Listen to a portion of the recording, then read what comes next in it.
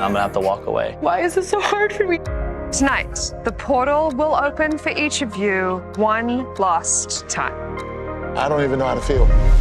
You never know what the portal's gonna do. It just stirs things up. Come talk with me. You took my man? I feel betrayed. The way you acted was insane. This is bullshit! Ladies, it must have been interesting to get, casted on this show. Like, was there anybody that you did not want to come through the portal from your past, that you was just like, please don't let them surprise me with this person? I'll start with you. Well, I don't think that preemptively you're going into this thinking, oh, here's the worst case scenario, the worst person. I think you're thinking, here are the people that are a dream that I would absolutely love to come through the portal. And anyone who comes for you, like anyone who goes through the whole process of getting cast and coming to this whole experience is worth looking at. Maybe not always are you going to react in a way that you think that is the best way. But definitely, I think that you just take it all with an open heart and an open mind and hope for the best. Yeah. Ashley, I mean, I'm sure you didn't know that you were... I got lost in words right now. Oops. I mean, how does this? I mean, your child will have this moment in time. Like, usually we don't know what our parents did before we got here, but they go, your child. So how does this change your whole perspective of being part of the one that got away? I mean, it's really wild because who I was when I was on the show, not that I changed as a person, but my mindset has changed because I've definitely become very mama bear and protective of her. It's a little girl.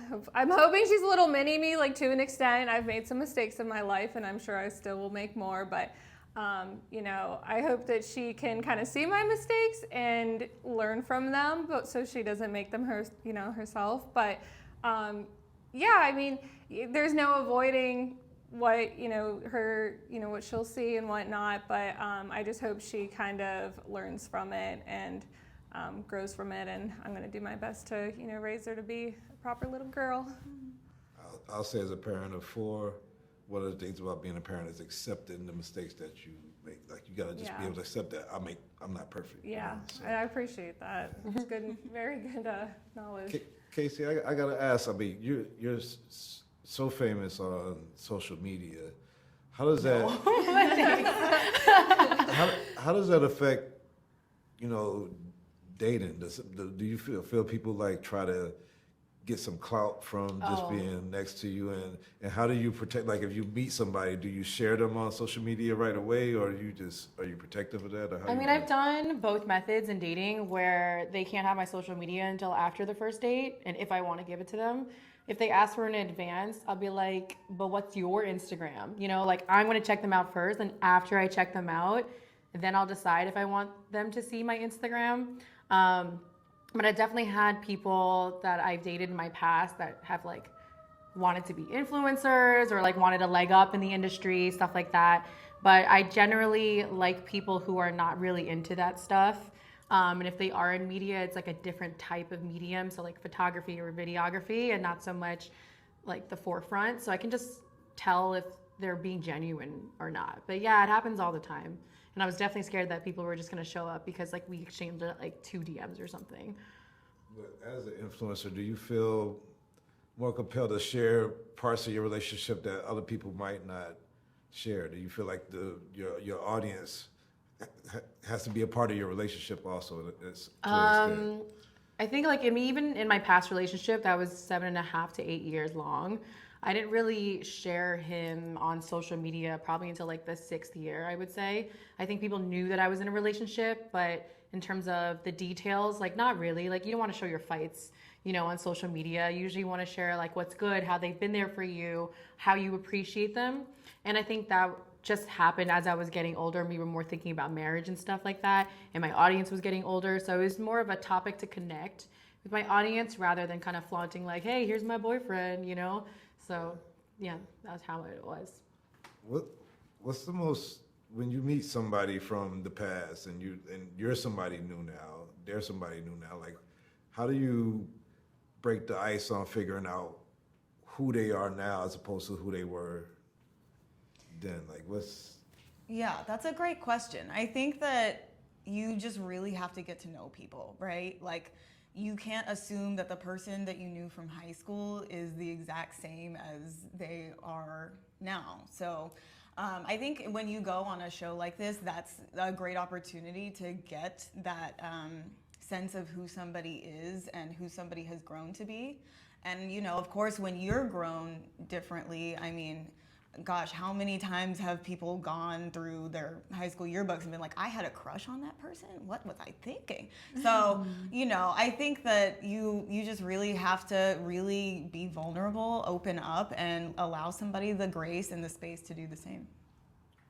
how do you get over the people that didn't show you the attention back then, and now, you know, now you might have blossomed or whatever, and now they want to be all up on you? Like, is it still some type of like bitterness towards like, I liked you then and you didn't reciprocate? Well, I wouldn't necessarily say that bitterness is the best way to go with dating in general or with people. Just, I think that we all are different. Who hasn't said mean stuff about people in school? And you know, we're in an age of cancel culture, and I don't really subscribe to the idea that people who said something nasty or who maybe were bullies or something back then don't deserve a second chance. So I think this was a space to give people that second chance, and you know, maybe you're always a little bit wary of people's intentions for you, but you can never really know that, and you just have to let people show you who they are. Dating as a mom now, as a new mom. Well, I'm in a happy relationship, so I'm not. I mean, I really haven't dated as a mom, but so. What does the relationship think about the being on Prime Video and you know you living out part of, you know, your life on TV for an audience? Are they? I would say that everyone's kind of at peace with it. You know, we haven't seen the show yet, none of us, and so you know, it's really easy to say that now, but. You know, there's a lot of filming, a lot of footage, and you know, out of these thousands of hours that are on camera, they're presenting, you know, about 10. So you know, I think we don't know what it's going to be, or you know, we haven't seen it yet. So, but I think, you know, me and my significant other, we're both pretty much at peace with it, and it is what it is, and that's just how it's going to be. So we're just going to roll with it and take the punches. But he's you know, very gracious about you know, everything, and I feel the same way. So. Did you watch? I mean, I don't think there's a show exactly similar to this, but did you watch some of these shows of whether it's Something Island or whatever else? Were you a fan of those type of shows where people were doing bachelor type of things or whatever? Before yeah, they're interesting. Like watching them play out, like for sure, they're very interesting. I would say, you know, The Bachelor and The Bachelorette, like that one never really like hooked me very much. But then, like stuff like Love Is Blind, like, you know, that kind of had me a little more intrigued. And you know, but I do like 90 Day Fiance, so I've watched a lot of them, and I watch them more in tune now that you know, I've been on one, because you know, I'm kind of watching it, I'm like, oh, is this what it's going to be like, or is this, you know, so I kind of like reflect more when I'm watching dating shows, but I'm very excited to see how it plays out.